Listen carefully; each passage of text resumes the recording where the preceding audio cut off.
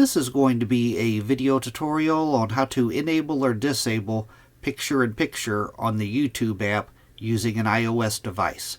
Let me jump over to my iPhone here. I am on my iPhone now and I have the YouTube app opened up. To enable or disable picture-in-picture on the YouTube app, it's very easy to do. First thing you want to do is go down to the lower right hand corner and tap on your profile icon.